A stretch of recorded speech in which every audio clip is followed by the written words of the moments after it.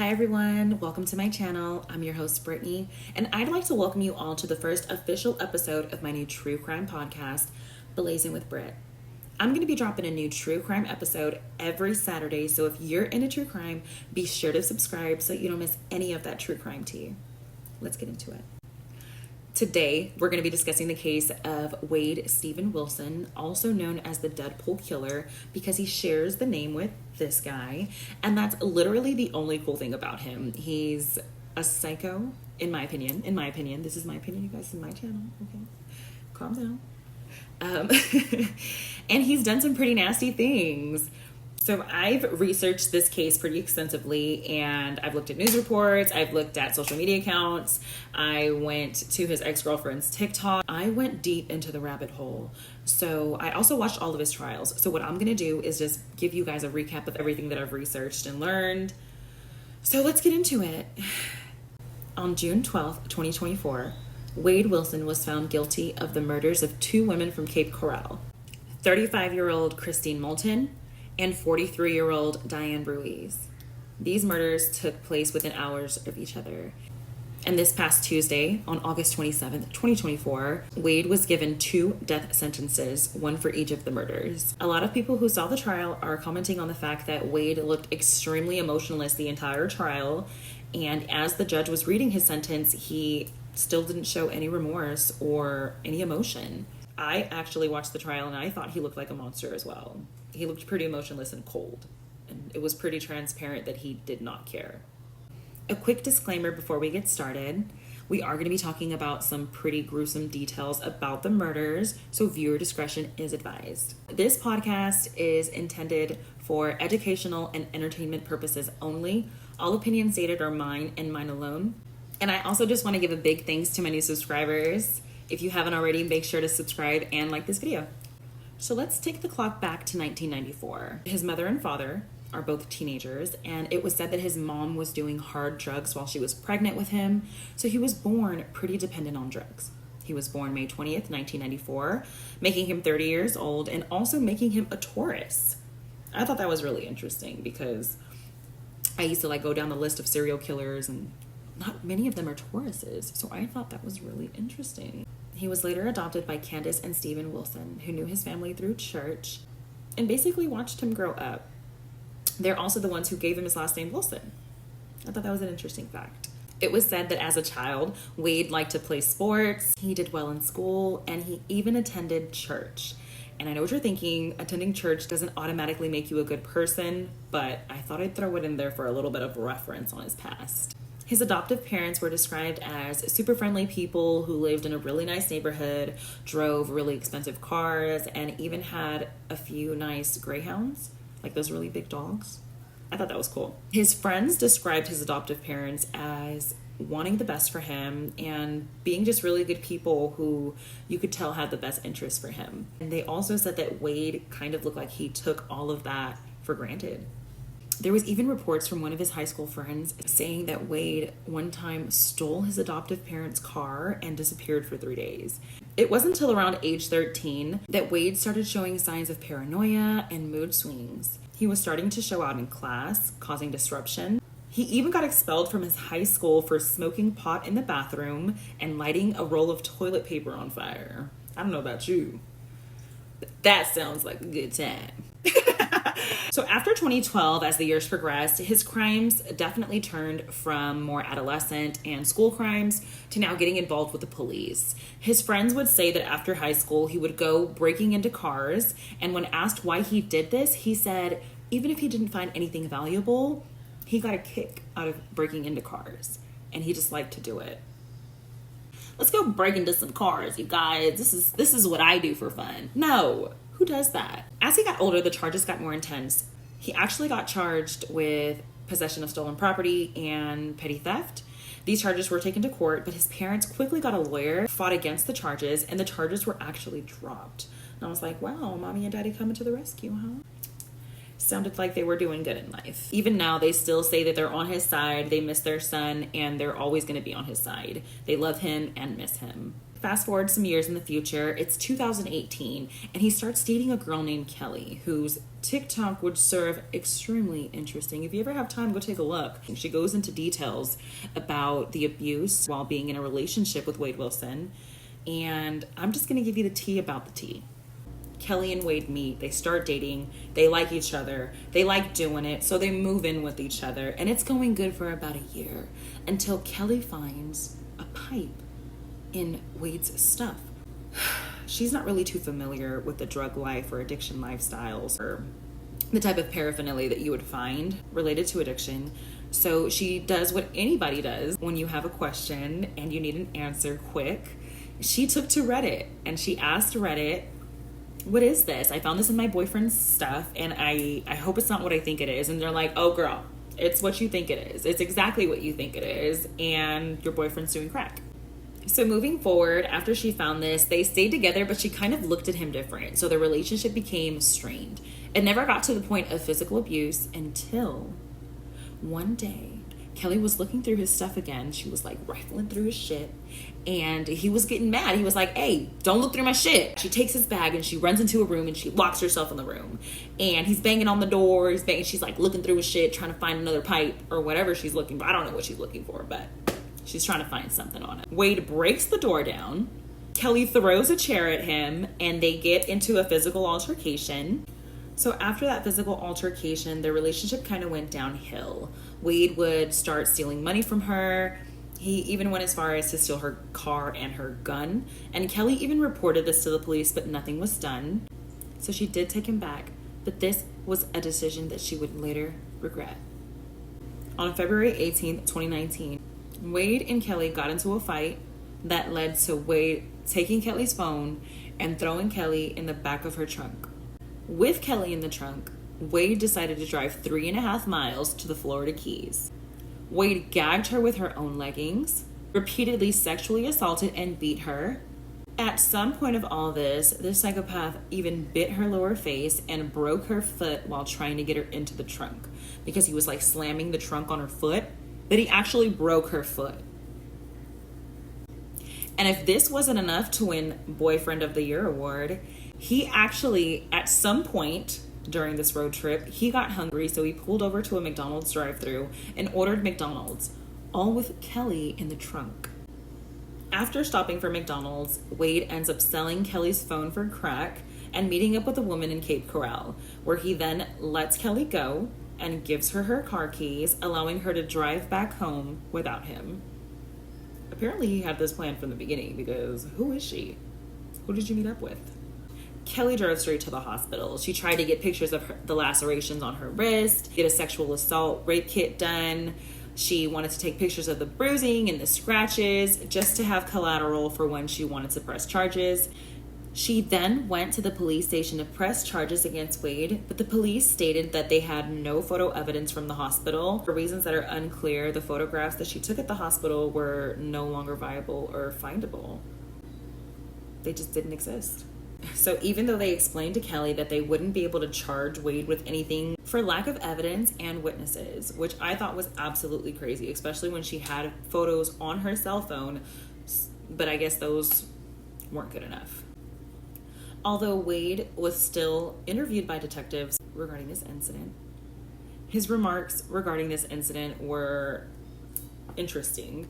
He had admitted to tying her up. He was like, yeah, I did tie Kelly up. And I did put her in the trunk, but that was because, quote, she was into that kind of thing. Like, what? Get out of here. No one's into getting their foot broken, bro. Come on. Like, pineapples. Get out of here. I said pineapples. On a serious note, Kelly states that after this, they broke up for good, which good for you, girl. You don't deserve that. Nobody does, but you probably dodged a bullet. Over the next few months, he had some pretty crappy relationships, leaving a pretty bad reputation for himself as being abusive mentally and physically. It wasn't until October 2019 that he got with a girl named Melissa, who also went by the name of Melia. Him and Melissa decided to go to a club named Buddha, where he met up with a guy named Jason Shepard. So I've heard some conflicting stories. I've heard what the news is reporting about this night, and then I've heard what Wade is saying about this night. So he says that night he actually had his girlfriend Melissa on the blade, and for you guys who don't know that, she was a prostitute. She was selling her hoo-ha for him. And he had her at the club, and he met up with some guy named Jason Shepard, who he ended up hitting it off with.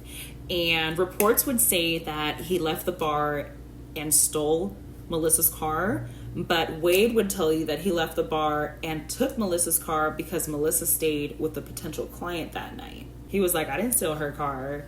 I took her car because she left with the dude that I sold her to for the night. So I thought that was really interesting. So him and Jason Shepard, they take his girlfriend's car, which is a stick shift that Wade cannot drive. So Jason's actually driving. This guy he just met is driving his girlfriend's car because Wade can't. Big man Wade, who likes killing people, doesn't know how to drive a stick. So he ends up going back to Jason Shepard's house, where he meets up with two women, one named Christine and the other named Stephanie, where he introduces himself under the alias Junior. So they get to Mr. Shepard's house, his new friend that he just met that night. He ends up staying the night with Christine and Stephanie.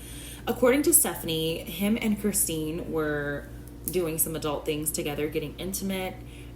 The next morning, they realized that Melissa, his girlfriend's Hellcat, was actually out of gas. So it had to be parked there. And him, Stephanie, and Christine took an Uber back to Christine's house.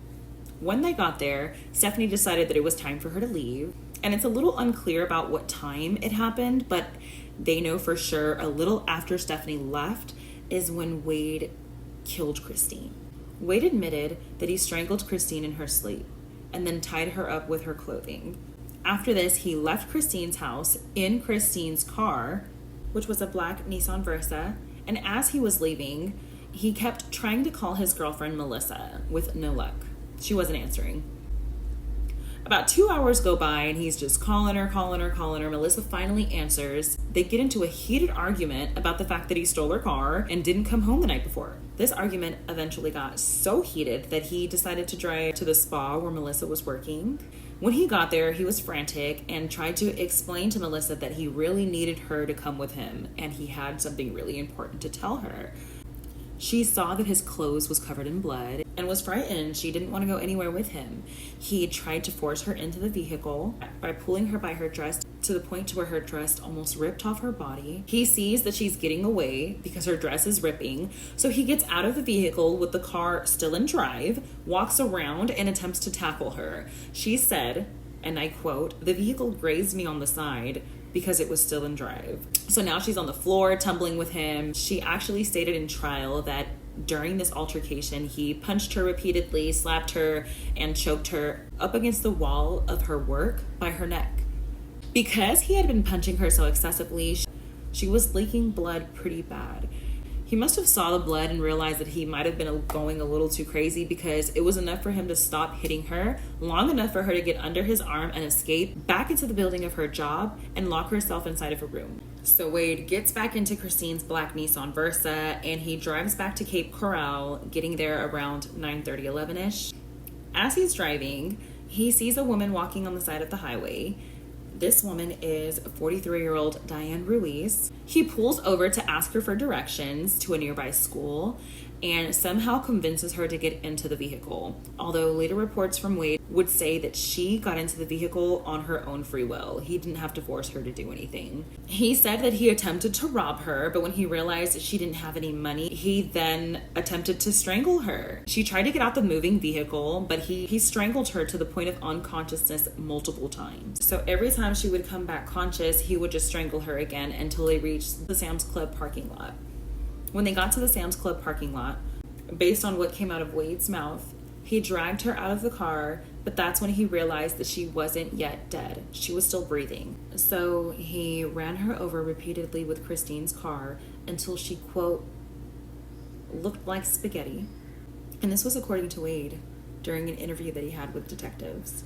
So because he attacked his girlfriend Melissa at her job, she had actually reported that to the police and they had been on the lookout for Wade as of this time. So Wade ends up finding an abandoned home, breaking into it, and staying there until he can figure out what his next moves are going to be. He ends up calling his dad and his girlfriend Melissa from the victim's phones. And this was later used as evidence in court. And so the U.S. Marshals ended up getting in contact with his father because of the whole thing with Melissa. And when they did, he said, well, yeah, he just called me and he told me that he did something really bad, but he can't tell me what it is. So the first phone call to his dad was very vague, but in the second phone call, he ended up giving himself up. All of the details of the crime, how he did it, that he murdered 2 girls. His dad reported that on this phone call, he didn't sound remorseful. He actually sounded excited. So he was kind of worried about his son. Like, dude, you sound happy. You're not supposed to sound happy. What's going on here? Wade confided in his father, asking him if he could order him an Uber. His dad said yes. He was like, yeah, son, go ahead. Send me your location. So Wade sends his dad his location, trusting him to send him an Uber. But instead, the dad sent his location to U.S. Marshals. They arrived to the location where he's at and arrest Wade. The dad later went on to say that he felt conflicted about turning his son in, but he knew by the tone of his voice that if he didn't, he would go on to do it again. So, you know, I mean, it's easy to say what you would do if you were the parent in the situation, but no one can actually say what they would do until they're in that position. So, kudos to the dad for having the bravery to turn in his son. So when they found Wade, they also found Christine's black Nissan Versa. So they notified Stephanie to let her know, like, hey, we've been trying to get in contact with your friend. We have her car. And she's like, you have been? So have I. Now I'm a little worried. If you guys have her car and she's not answering, she's nowhere to be found, would you guys mind doing a safety check and popping up at her house? So they arrive to Christine's house. There's no answer at the door, so the police have to break in. When they get into the house, what they found was horrific. On the floor, near a room, was a bundle of what looked like to be blankets. When the officers unwrapped what was inside, they sadly realized that it was the body of 35-year-old Christine Milton. On the phone call to his father, Wade admitted that he strangled her to death in her sleep, wrapped her up in her own clothing, and then wrapped her up in a bundle of blankets, attempted to take her and put her into her trunk, but she was just too heavy, so he would need help. AKA, Dad, I need your help. Very soon the next day, Diane was reported missing because she never showed up to work and her family was concerned. The police go and they look in this wooded area that Diane would have passed on her way to work with no luck. Her body isn't found. So the detectives connected the dots with the statement that Wade's dad was telling them, and they realized that Wade must have had been involved with Diane's disappearance. And that's when Wade's dad tells them, like, yeah, he told me where I can find her body. The detectives take this information and they go to Sam's Club and they're driving around. And I thought this was really interesting. There was actually a vulture that was circling Sam's Club parking lot, which led the detectives to find Diane Ruiz's body. Fast forward to 2019, and Wade Wilson was being charged for the premeditated murder of Diane Ruiz and Christine Milton. So in all of the earlier interviews that I was listening to, you can hear him clearly say that he did not kill these women, but later went on to contradict everything he was saying in different interviews with detectives, saying that he did kill them and admitting to the murders and all the crimes. Fast forward to 2020, while awaiting trial, Wade and his cellmate thought of a plan to escape prison. They actually put this plan into action. They even went as far as to have a car outside waiting for them. But allegedly, the guards were tipped off and this plan was a no-go. They got caught. So, I don't know who they thought they were. Yeah, be for real. At his trial, the prosecution was seeking the death sentence, but Wade's defense team would argue that these murders were simply the result of years of drug abuse, brain damage, and mental health issues. In the end, the jury ultimately found him guilty, voting 10-2, saying that he should get the death sentence. And on August 27th, 2024, just this past week, the judge did just that. Gave him 2 death sentences for both of the murders of these women. Some people are arguing that lethal injection is the easy way to go. Instead of just rotting in prison and serving time, he's going to get his time shortened by getting to die on death row. Regardless of what the news is saying, there's always 2 sides of the stories, and recent phone calls from Wade and his girlfriend Melissa have been leaked. There's phone calls coming out of him admitting that he didn't do it, but after you've gone into detail about how you did it and liked it, it's kind of hard to backtrack. So what do you guys think? Do you think he's innocent? Or do you think that he actually is the monster that committed these crimes? Regardless on what your opinion is regarding the death sentence, one thing is true. 2 innocent women lost their lives because of this man. And if he was still out, who's to say that he wouldn't commit the crime again? Especially with the little remorse that he showed during the trial. In my opinion, this man is not sorry about what he did. You guys can listen to the trial and listen to the phone calls and tell me what you guys think. Do you think this man is innocent, or do you think he's full of crap and he actually committed these heinous crimes? There are GoFundMe accounts with over $50,000 raised to get him a better attorney. There was a petition that was signed by over 40,000 people saying that he's innocent and should be given a lighter sentence. 40,000 people. There's girls on social media calling themselves his TikTok wives, trying to gain support and followers, which I think is absolutely ridiculous. This man is a monster. And if you think anything otherwise, then you're delusional, just like he is. This episode was not to glorify Wade Wilson in any way. I'm not a supporter. I'm not a fan. I think it's ridiculous that there's fan clubs out there supporting what he does. But I think we've all seen in the past with Ted Bundy and Richard Ramirez, the Night Stalker, that this is a common occurrence for women. Every time there's a man who is slightly attractive, they go gaga, and we can all do better than a murderer and a piece of crap who murders innocent women for no reason. And if you made it this far into the video, be sure to like and subscribe. And tell me in the comments down below what you think. Do you think he's innocent? Do you think he's a piece of crap who's lying? You know my opinion, so I'm not even gonna go there. But let's talk in the comments down below. I love hearing what you guys have to say. Be sure to tune in next week. I'm gonna be going over the case of the vigilante mother who shot and killed her daughter's kidnapper and murderer. I appreciate you guys so much. I couldn't do any of this without you. And I'll see you guys next Saturday. Love ya.